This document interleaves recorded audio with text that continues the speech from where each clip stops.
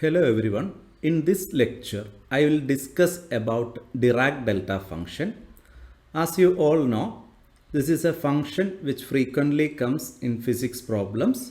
So a basic understanding of this function will be beneficial for you. Okay. So before going into the details of Dirac delta function, I will give you a brief introduction to Kronecker delta function. And Kronecker delta function is represented using the symbol delta ij. Okay, so it is characterized by two indices I and j, and the function is denoted as delta ij. Suppose you have a set of discrete elements like this, and you can denote this set of elements using a set aj, where j can take values from minus infinity to plus infinity, integer values. Okay, this j is a discrete variable. It can take the integer values from minus infinity to plus infinity. So this is the set contains these elements. Okay, among these elements, you want to pick a particular element ai. Okay, you have to choose a particular element ai from this set of elements. So what can be done? You simply multiply the set with Kronecker delta function delta ij and then sum over all possible values of j. That is, you multiply aj with the Kronecker delta function delta ij, then sum over all possible values of j. The result will be that particular element ai. Okay. In order to get this, we have to define this Kronecker delta function delta ij as it is equal to 1 if I equal to j, and it is equal to 0 if I not equal to j. Okay, so you can define Kronecker delta function as delta ij equal to 1 if I equal to j and 0 if I not equal to j. Then this summation will be sigma j aj delta ij will be equal to etc plus when you put j equal to 0, that will be a0 delta i0, plus when you put j equal to 1, this is a1 delta i1 plus etc, and there will be an element like ai delta ii. Okay, this j will run from minus infinity to plus infinity through all the integer values, and suppose j takes the value I at some point, and then it can take value up to plus infinity. Okay, and if you look at these values, delta i0, it is 0 because delta ij has value 1 only when I equal to j. So this delta i0 will be 0, delta i1 will be 0, but this delta ii will be 1, and ai into 1 you will get ai. All other values will be 0. Okay, so the resultant will be ai. That is the idea. So if you multiply aj with the delta ij and sum over all possible values of j, you will get ai. This is the definition of Kronecker delta function. And further, I can write sigma j delta ij equal to 1 if summation includes the variable I. Okay, if the summation over j includes the variable I, then this will be 1. Otherwise, the answer will be 0. I will explain that point. Suppose you are considering a summation of j from 1 to 5, and you are taking delta 6j. Then what will be the answer? J will run from 1 to 5. So you have to put j equal to 1 first. Delta 6 1 plus j equal to 2, delta 6 2 plus j equal to 3, delta 6 3, and so on up to delta 6 5. But this delta has value only when these two indices are same. Okay, here it is 61, 62, 63, 64, 65. So in all the cases, these indices are different. So all these values are 0, and the resultant will also be 0. But if you are considering sigma j equal to 1 to 5 delta 4j, and j will run from 1 to 5, and then there will be a time like delta 4, 4, and that will be 1. So the resultant will be 1. That is why I mentioned here, if the summation includes the letter I, then this sigma j delta ij will be 1, otherwise it will be 0. Now, if you sum both the indices, delta ij, sigma I comma j 1 to 3, then you will get terms like delta 1 1, delta 1 2, delta 1 3, then delta 2 1, delta 2 2, delta 2 3, then delta 3 1, delta 3 2, delta 3 3. So there will be 3 non-zero terms, delta 1 1 and delta 2 2 and delta 3 3. All those values are 1. So 1 plus 1 plus 1 you will get 3. So sigma I comma j runs from 1 to 3 delta ij. Answer is 3. Okay.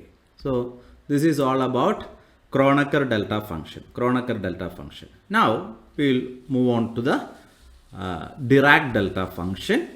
It is represented as delta of x minus x naught.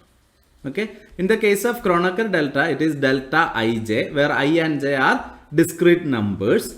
But in the case of Dirac delta function, thus I and j will get replaced with x and x naught.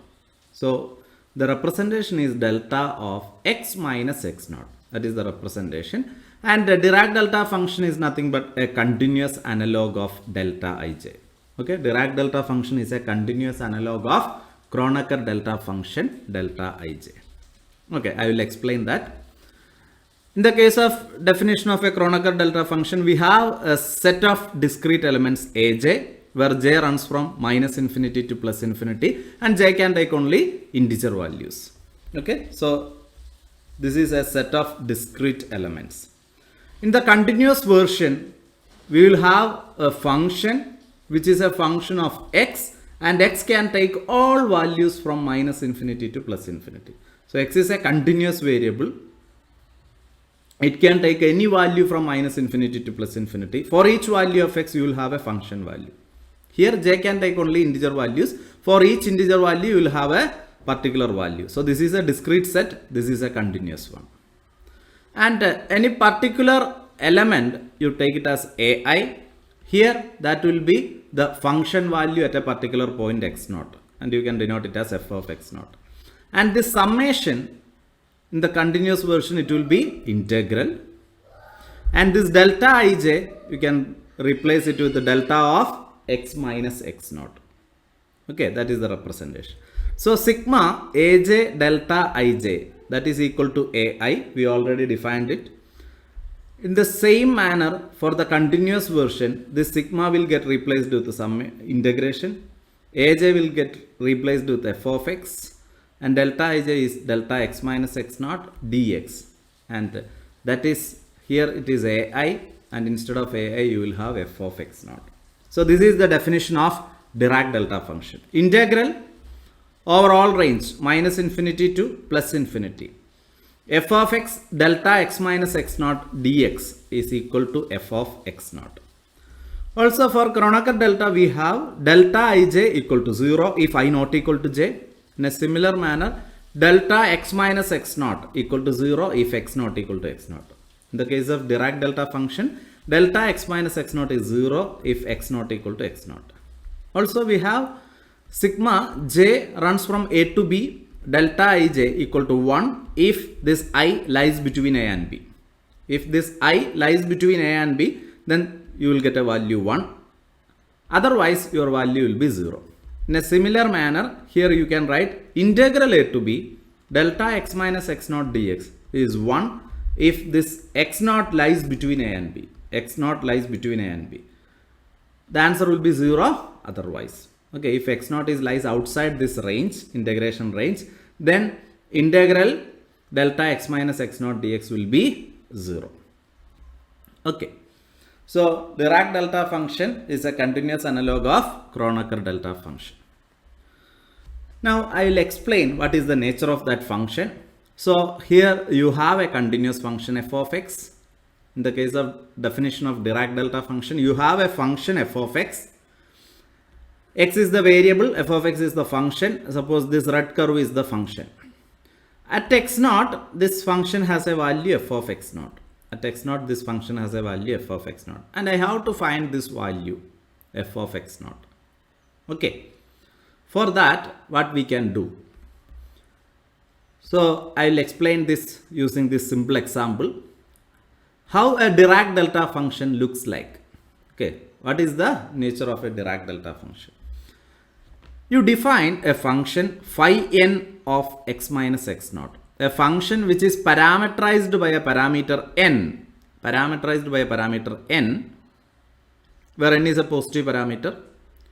And the definition is, this function is n in the range x naught minus 1 by 2n to x naught plus 1 by 2n. Okay, you have here x naught, you have this point x naught, and from x naught minus 1 by 2n to x naught plus 1 by 2n. Okay, consider this black curve, from x naught minus 1 by 2n to x naught plus 1 by 2n, the function value is n. And beyond this range, the function value is 0 otherwise. Okay, so it is a window function. From x naught minus 1 by 2n to x naught plus 1 by 2n, the function value is n, and outside this range, the function value is 0. Okay, what is the area under this graph? The width of this graph is 1 by 2n minus 1 by 2n. So it is simply 1 by n. So this width is 1 by n, and the height is n. Area of this rectangle is n into 1 by n, and that will be unity. Now, if you vary n, so for this black curve, n is 1. So height is 1 and width is also 1, area is 1. And for this green curve, I increase the value of n to 2, n equal to 2. Then height will be 2 and the width will be 1 by 2, because width is 1 by n always. So when you increase the height, this green one, the width decreases. It becomes 1 by 2. But still, the area under this green curve is also 1. And if you take n equal to 4, the width will be 1 by 4. So for this yellow one, height increased to 4, but the width decreased to 1 by 4. Again, the area under the curve is 1. So by changing this parameter n, this function looks like a sharp peak at x equal to x naught. So in the limit n tends to infinity, we can say that this function phi n x minus x naught will looks like a Dirac delta function. Because by the definition of Dirac delta function, it has value only at x equal to x naught. For all points for which x not equal to x naught, the value is 0. So if you increase the value of n, this width will decrease, and in the limit n tends to infinity, the width will go to 0. So the function has value only at x equal to x naught. That definition is valid. And the area under this graph should always be 1. Okay, the area under the graph should be 1. That is another definition. So that is also satisfied in this case by this definition. So that is the idea. Okay. Now, if you multiply this function, this box function with this f of x, and you integrate from minus infinity to infinity, what happens? If the width is very high, that integral will not give you, the integral is actually minus infinity to infinity f of x phi n of x minus x naught dx. If the width is very high, this will not give you f of x naught. But in the limit n tends to infinity, this phi n of x minus x naught will be sharply peaked at x equal to x naught. At all other points, the function is 0. So the product will be 0. So if you integrate this function from minus infinity to infinity, you can get the value at this particular point x equal to x naught. Because at all other points, this product will vanish. Okay, at this point x equal to x naught, the function value is a constant f of x naught, you can take outside, the remaining integral is 1. So you will get the value f of x naught in the limit n tends to infinity. Okay, this phi n will not give you that value, but limit n tends to infinity, integral minus infinity to infinity, f of x phi n of x minus x naught dx will be equal to f of x naught. Okay, so that definition will also be valid in the limit n tends to infinity. So this is the nature of a Dirac delta function. Dirac delta function will have a peak at x equal to x naught, and it is a symmetric function about x equal to x naught, and its definite integral from minus infinity to infinity will be unity. Okay. Now the question is there any other function that behaves like this one? Answer is yes. You consider the plots shown here. These are actually plots for the function f of x equal to n divided by root pi e raised to minus n square x square. And these 4 plots are for 4 different n values. And this yellow curve is for n value 1. This green one, it is more sharper than the yellow one. It is for n value 2. And this blue one for n value 3. And this red one is for n value 10. So you can see that by adjusting the value of n, or by tending the value of n to infinity, you can attain a function which is a sharply peaked function at origin, at x equal to 0. You can obtain a sharply peaked function at x is equal to 0. Okay, so this f of x in the limit n tends to infinity will behave like a Dirac delta function, delta of x, not delta of x minus x naught. Here x naught is 0, so delta of x minus 0, it is delta of x. So this is an example of Dirac delta function only in the limit n tends to infinity. Okay, so here it satisfies all the properties. It has a peak at x equal to 0. It is symmetric about x equal to 0. And the definite integral from minus infinity to infinity will be 1. We will prove that later. Okay, consider this function. This looks very similar to the earlier one, but the function is different. F of x is n by pi 1 divided by 1 plus n square x square. 1 divided by, this is actually 1 plus n square x square. Again, by adjusting the value of n, you will get different curves. This yellow one is again for n equal to 1. For n equal to 5, you will get this green one. For n equal to 10, you will get this blue one. So it becomes sharper and sharper as the value of n increases. For n equal to 50, you will get this pink one. So it is clear that in the limit n tends to infinity, you will get a very sharp peak at x equal to 0. So the function is almost 0 at all other points, and it will be a sharply peaked function at x equal to 0. So again, it is symmetric function about x equal to 0. It has a peak at x equal to 0. Again, you can prove that the definite integral from minus infinity to infinity will be 1. So this function is also behave like Dirac delta function in the limit n tends to infinity. You can consider another example. This is f of x equal to sine nx by pi x. Sine nx by pi x. And again, we have 4 graphs. For n equal to 10, you will get this yellow graph. It is a sharply peaked function at the origin.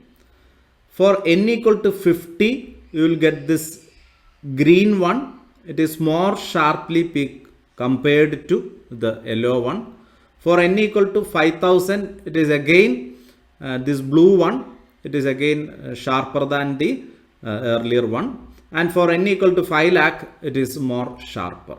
So as the value of n increases, the function becomes sharper and sharper near the origin, and the remaining contribution will tend to vanish. So in the limit n tends to infinity, this will also behave like Dirac delta function.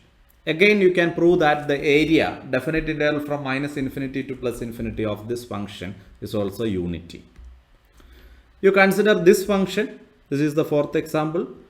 F of x equal to n by 2 e raised to minus n mod x. Minus n mod x. Again, by adjusting the value of n, you can make the curve sharper and sharper. Consider this yellow one for n equal to 1, and when you increase the value of n to 2, you will get a sharp peak compared to this yellow one. For n equal to 10, it is again sharper, and for n equal to 20, sharpness again increases. Okay, so in the limit n tends to infinity, this will surely very sharply peaked function at x equal to 0. And again, you can prove that the definite integral from minus infinity to plus infinity of this function will be unity. So all these are examples of Dirac delta functions. Okay, so we can say that a set of functions phi n of x minus x naught parameterized by a positive number n with the following properties. What are the properties? 1. Has a peak at x equal to x naught. Second one is symmetric about x equal to x naught. Third point is definite integral from minus infinity to plus infinity has to be 1. If there exists such a function phi n of x minus x naught, then it can represent Dirac delta function in the limit n tends to infinity. It can represent a Dirac delta function in the limit n tends to infinity. So we discussed 4 examples. Limit n tends to infinity, n by root pi e raised to minus n square x square. Limit n tends to infinity, n by pi 1 by 1 plus n square x square. Limit n tends to infinity, sin nx by pi x. Limit n tends to infinity, n by 2 e raised to minus n mod x. Okay, so all these functions can represent Dirac delta function delta of x. Now I will prove that in each of the cases, the definite integral from minus infinity to plus infinity is unity. So you take the first example. Function is n by root pi e raised to minus n square x square. So substitute here from minus infinity to plus infinity. Integration is with respect to variable x. And this is actually an even function. E raised to minus n square x square is an even function of x. So minus infinity to infinity integration you can replace with 2 times integral 0 to infinity. Minus infinity to plus infinity you can replace with 2 times 0 to infinity if the integrand is an even function. Okay, so I used that property. So that becomes 2n by root pi integral 0 to infinity e raised to minus n square x square dx. Put nx equal to root to u, then dx will be 1 by n into root to u derivative is 1 by 2 root to u into du. Substitute back these values for this. So replace this variable x with u. That will be 2n by root pi is already there, and you will get a 1 by 2n from here. Then integral 0 to infinity e raised to minus u raised to minus half du. We have the standard definition for gamma function. Integral 0 to infinity e raised to minus t raised to z minus 1 dt equal to gamma of z. So comparing these two, you can see that this is actually gamma of half. This integral is actually gamma half. This 2n will cancel. 1 by root pi into what is gamma half? Gamma half is root 2 pi. It is a standard result. So this is root pi by root pi. You will get 1. So the definite integral of this function is independent of n. Irrespective of the value of n, you will get the definite integral as unity always. Okay. The only condition is you have to include x equal to 0 point. Okay.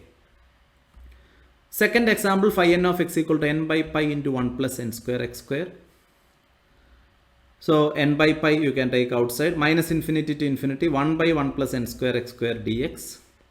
Put nx equal to u, x equal to du by n, substitute that, you will get 1 by pi integral minus infinity to infinity du by 1 plus u square. What is integral du by 1 plus u square? It is tan inverse u from minus infinity to plus infinity.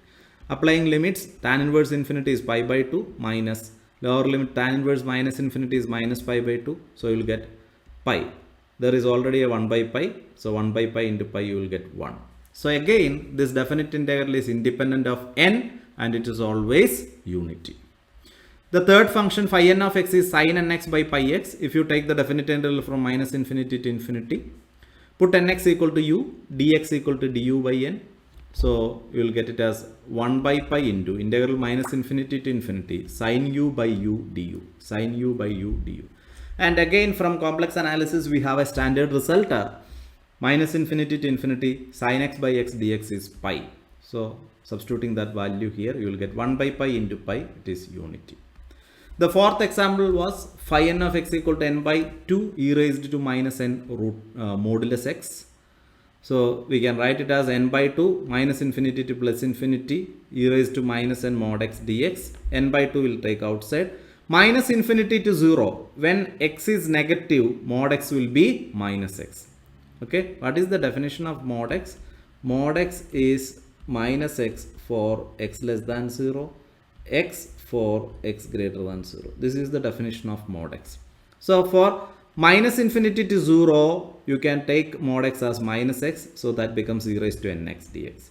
From 0 to infinity, mod x is x, so this will be e raised to minus nx dx. In the first integral, you put x as minus x, then dx will be minus dx, and the limits will be infinity to 0.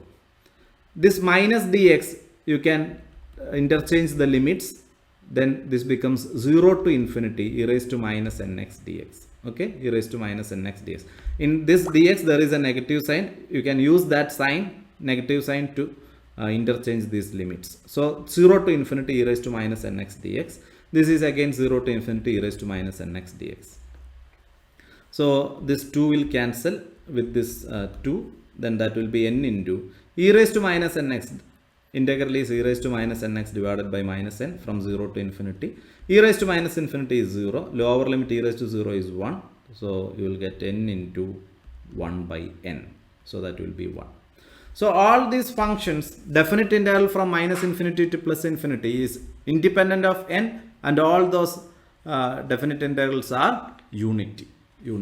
So for any Dirac delta function, the integral from minus infinity to infinity should be unity. Okay. Now I will explain Dirac delta functions in physics. Okay, and in your physical problems you may encounter these situations. The first one is impulsive force. What is impulsive force? A large force acting for a very short interval of time. Suppose you are hitting a cricket ball with a bat. Okay, you are hitting a ball with a bat. Then the ball will feel force only when it hits with the bat. Okay, ball will come from a distance and it will hits with the bat and it will go back. So the force experienced by the ball, we can call it as an impulsive force, because it acts only at the time of collision. Okay, suppose the ball hits the bat at time t is equal to tau. So if we plot the force acting on the ball, we can say that before hitting the force is 0. At the time of hitting, force will be maximum. After hitting also, the force is 0. So it will be a sharply peaked function around t equal to tau. Okay.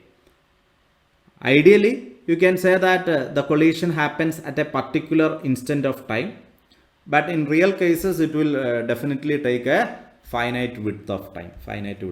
So in real case, that will looks like this. Okay, a sharply peaked function at t equal to tau.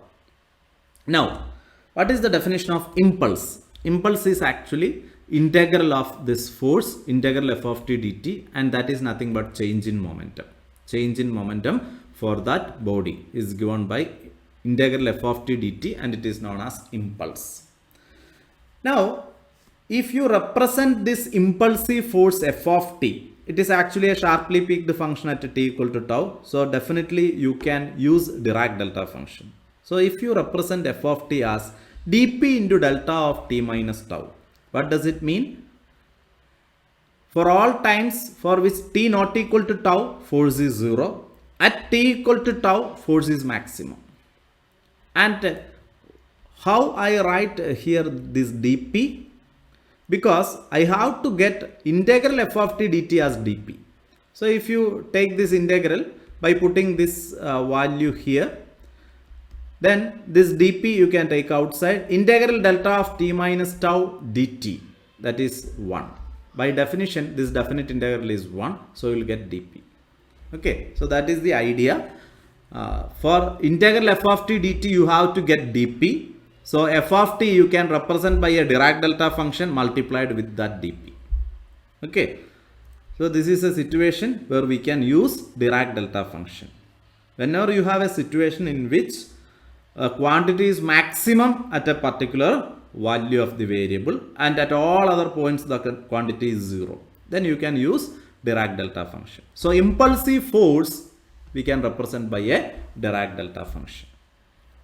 Next example is charging and discharging of a capacitor. You consider this circuit. There are two capacitors C1 and C2 and they are connected by a switch, and switch is open now. These capacitors are at different potentials V1 and V2 and they have different charges Q1 and Q2. Okay, this switch is in the open position. Now suppose you close this switch. Then what happens? Since these capacitors are at different potentials, charge will flow from the one at a higher potential to the one to the lower potential. Okay, charge will flow from the capacitor which is kept at a higher potential to the capacitor which is at a lower potential. So, and this process, this flow of charges continue until the two capacitors attain the same potential. Okay, this charge flow continues until the two capacitors obtain the same potential. Okay, now suppose after achieving the same potential, the charge of first capacitor, that is given by Q1 prime, and that is given by C1 by C1 plus C2 into Q1 plus Q2, because the total charge is Q1 plus Q2, capacitance is C1 plus C2, so that will give you V. So Q1 prime, charge on the first capacitor after these two have the same potential, is given by Q1 prime is equal to C1 by C1 plus C2 into Q1 plus Q2, and the charge of second capacitor will be Q2 prime equal to C2 divided by C1 plus C2 into Q1 plus Q2. So how much charge flown from one capacitor to the other? It is given by Q1 prime minus Q1, because this capacitor, the final charge is Q1 prime, initial charge is Q1. So Q1 prime minus Q1 is the charge that flows through the circuit, and let it be delta Q. Here the current flows through the circuit.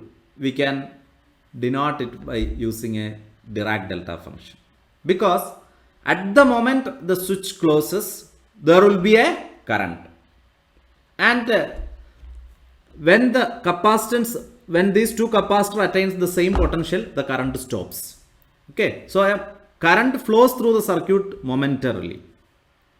Okay, when you close the switch, at that instant a current will flow, and when it attains the same potential, when the capacitors attain the same potential, the current will 0. So before closing the switch, current is 0.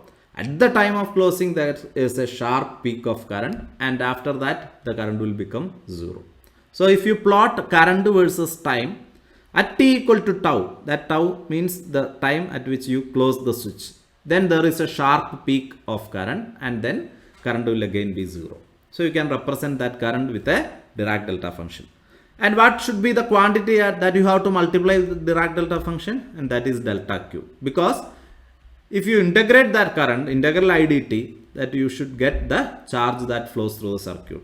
Okay, so you have to multiply this Dirac delta function with the delta Q in order to get the current. In the real case, for this circuit, definitely there will be a resistance. For an ideal case, if the resistance is 0, current will be infinity at t equal to tau. But for the real case, the current will not be infinity. Current will be only a sharply peaked function at t equal to tau. Okay, now we will consider Dirac delta function in 3 dimensions. In our definition, in one dimension, Dirac delta function is minus infinity to infinity f of x delta x minus x naught dx equal to f of x naught. Definite interval from minus infinity to infinity delta x minus x naught dx is 1. And delta x minus x naught equal to 0 if x naught equal to x naught. This is the defining property of Dirac delta function in one dimension. If you extend this definition to three dimension, we can write, instead of a single integral, you will have three integrals. Instead of f of x, you will have f of r, where r is the, say, position vector. Instead of delta x minus x naught, you will have delta cube. In three dimension, you can denote it as delta cube r minus r naught. And instead of dx, line integral, you will have the volume integral, dv is equal to f of r naught. And this second definition becomes triple integral delta cube r minus r naught dv equal to 1. And the third definition is delta cube r minus r naught equal to 0 if r not equal to r naught. What is the meaning r not equal to r naught? If you have a space, a three-dimensional space x, y, z, okay, for each point you can draw a position vector. For each point you can draw a position vector. And for a particular point x naught, y naught, z naught, position vector is given by this one. That is r0 vector. Okay, this is r0 vector. And for an arbitrary point, you can denote it as r vector. Okay, delta cube r minus r naught has value only at this point. Only at this point. In the case of a single variable, there is only one axis, and your variable is represented on that axis, and the Dirac delta function has value only at x equal to x naught. Here the Dirac delta function has value only at x equal to x naught, y equal to y naught, z equal to z naught. There are three variables. So delta cube r minus r naught, you can denote it as delta of x minus x naught into delta of y minus y naught into delta of z minus z naught. Okay, when all the three conditions satisfied, that is x equal to x naught, y equal to y naught, z equal to z naught, then only it will have value, otherwise it will be 0. Okay, at all other points except at this point, at all other points its value will be 0. And if you integrate this quantity delta cube r minus r naught throughout the volume, you will get 1. In Cartesian coordinates, this dv, volume element, is actually dv equal to dx, dy, dz. But in cylindrical polar, dv is given by s ds, d phi, dz. In spherical polar, the volume element is given by dv equal to r square sine theta dr d theta d phi. R square sine theta dr d theta d phi. In general, this volume element dv is h1, h2, h3, du1, du2, du3, where h1, h2, h3 are known as scale factors. Okay. Now, for a general coordinate system, we can write this relation triple integral delta cube r dv equal to 1 as, in the place of dv you will have h1, h2, h3, du1, du2, du3. Okay, so delta cube r you have to write as 1 by h1, h2, h3, delta u1, delta u2, delta u3. Then only this h1, h2, h3 will cancel with this h1, h2, h3 in the denominator, and you will get integral delta u1 du1, then integral delta u2 du2, integral delta u3 du3. Okay, so you have to cancel this h1, h2, h3 in the volume element.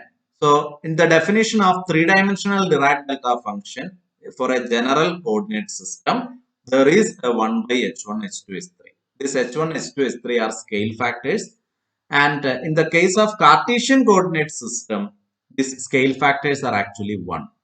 Okay, all h1 is 1, h2 is 1, h3 is 1. So delta cube r is simply delta of x, delta of y, delta of z. Delta of x, delta of y, delta of z. In cylindrical polar, h1 is 1, h2 is s, h3 is 1.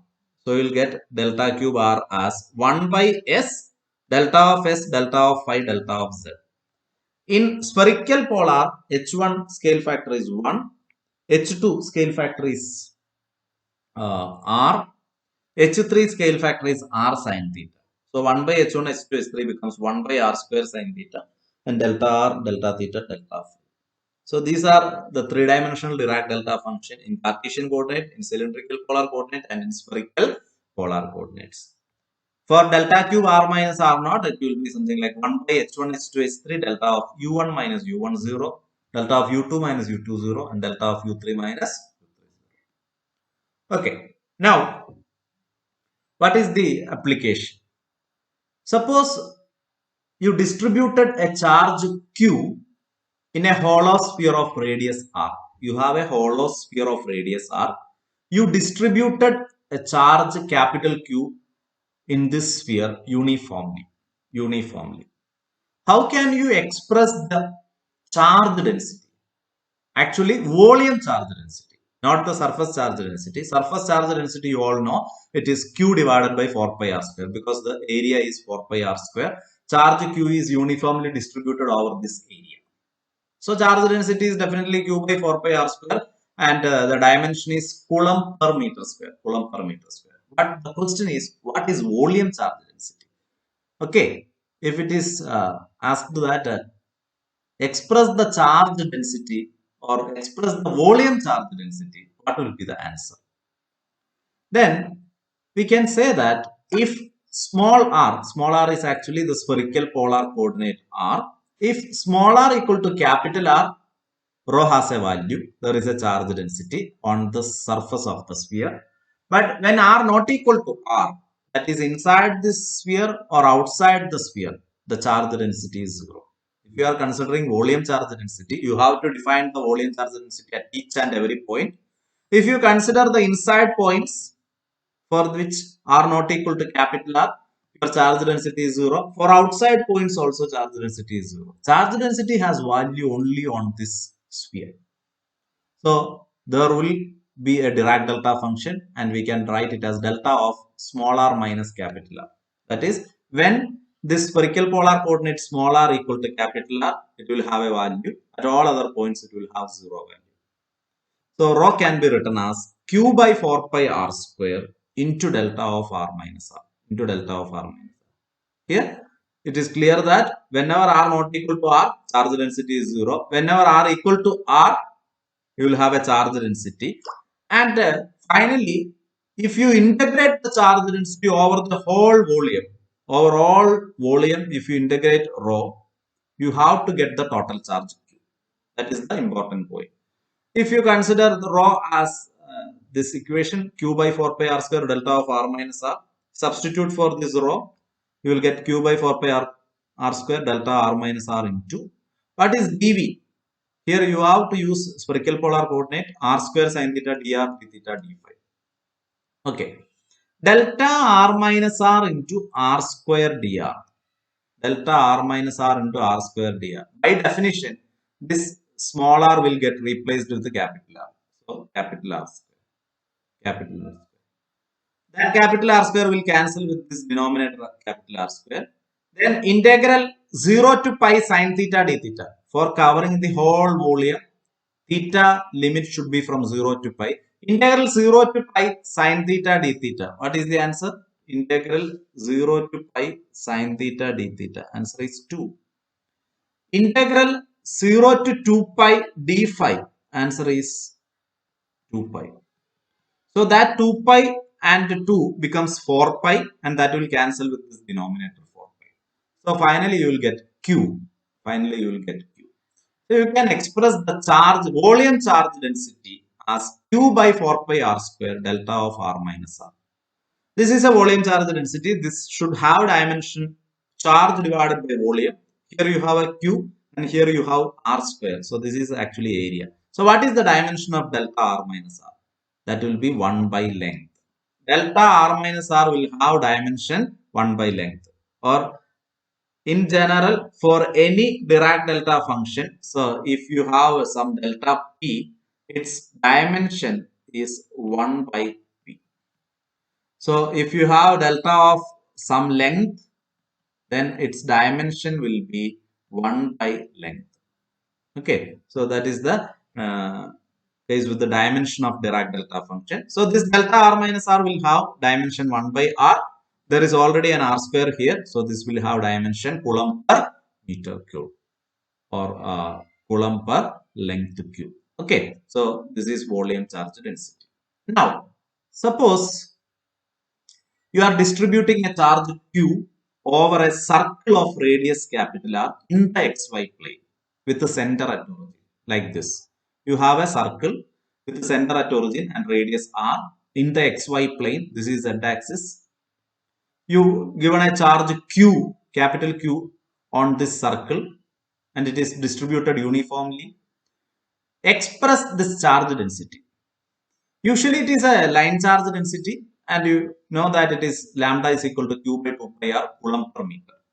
But I have to express the volume charge density. What is the volume charge density for this case? And we know that rho has value only when small r equal to capital R and polar angle theta is equal to pi by 2. For all other cases, when small r not equal to capital R or when theta not equal to pi by 2, the charge density is 0. Charge density has value only when small r equal to capital R and theta is equal to pi by 2. So you will have two Dirac delta function. You will have two Dirac delta function, delta r minus r and delta theta minus pi by 2. Okay. This has value only when theta is equal to pi by 2 and when r equal small r equal to capital R. Okay. And here you have q by 2 pi r is already there, lambda q by 2 pi r. But this is a line charge density. You have to convert it into volume charge density. It will contribute two Dirac delta functions. Now you have to look at the dimension. This is q by length. Okay, so two more length in the denominator is necessary for a volume charge density. Delta r minus r will have dimension 1 by length. Delta theta minus pi by 2 is dimensionless because theta is dimensionless. So delta theta minus pi by 2 is dimensionless.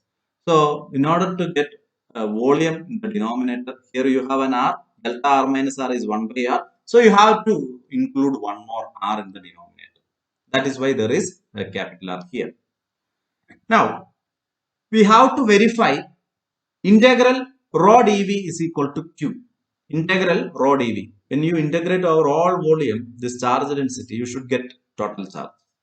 And this is integral 0 to infinity, 0 to pi, 0 to 2 pi. These are the limits of r, theta and phi. And here you have q by 2 pi r square delta r minus r delta theta minus pi by 2 into r square sin theta dr d theta d phi. Integral 0 to pi delta theta minus pi by 2 sin theta d theta. Answer is sin pi by 2 and it is 1. This is by the definition of Dirac delta function. Its answer is 1. Integral 0 to infinity, integral 0 to infinity, delta small r minus capital R r square dr. It is capital R square. It is capital R square. And this integral 0 to 2 pi d phi, integral 0 to 2 pi d phi, there is no Dirac delta, that will be 2 pi. So this 2 pi r square in the numerator will cancel with this 2 pi r square in the denominator. The remaining will be q. Remaining answer will be q. So this is the charge density, volume charge density of q charge distributed uniformly over a circle of radius capital R and polar angle theta equal to pi by 2. Suppose you have a point charge q which is placed on the y-axis at a distance r, which is placed on the y-axis at a distance r. So rho has value, charge density has value only when small r equal to capital R, polar angle theta is equal to pi by 2, azimuthal angle phi equal to pi by 2. Okay. So this charge density has value only at this point. Charge density has value only at this point because it is a point charge kept at this point. So in terms of spherical polar coordinate, this small r equal to capital R, polar angle is pi by 2, this azimuthal angle is pi by 2. So this has value only when r equal to r, theta equal to pi by 2, phi equal to pi by 2. So there will be three Dirac delta functions. So charge density you can write it as q by capital R square delta r minus r delta theta minus pi by 2 delta phi minus pi by 2. This r square is actually for getting the correct dimension. For rho, the dimension should be charge by volume. Here you have charge by area and delta r minus r will have dimension 1 by length. These two are dimensionless. Delta theta minus pi by 2 and delta phi minus pi by 2 are dimensionless. Okay. So when you have the surface charge density and if you are going to define a volume charge for that, then there will come a Dirac delta function. a single Dirac delta function. Okay, so a volume by using a single Dirac delta function, you can convert to a two-dimensional surface.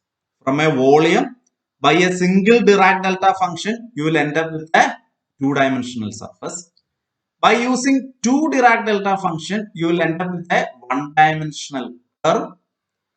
By using three Dirac delta function from a volume, you will end up with a point. Okay, so if Q is distributed over a volume, there is no Dirac delta function. If you have a distribution of charge in a sphere, in a solid sphere of radius r, there will not be any Dirac delta. There will not be any Dirac delta for that case, for that charge density. If Q is distributed over a surface, that is a two-dimensional case, then there will be one Dirac delta function. If Q is distributed over a line, then there will be definitely two Dirac delta functions. If Q is at a point, then there will be definitely three Dirac delta functions. Okay, so this is just an introduction to Dirac delta function and its use in physics. I hope it is clear. Thank you.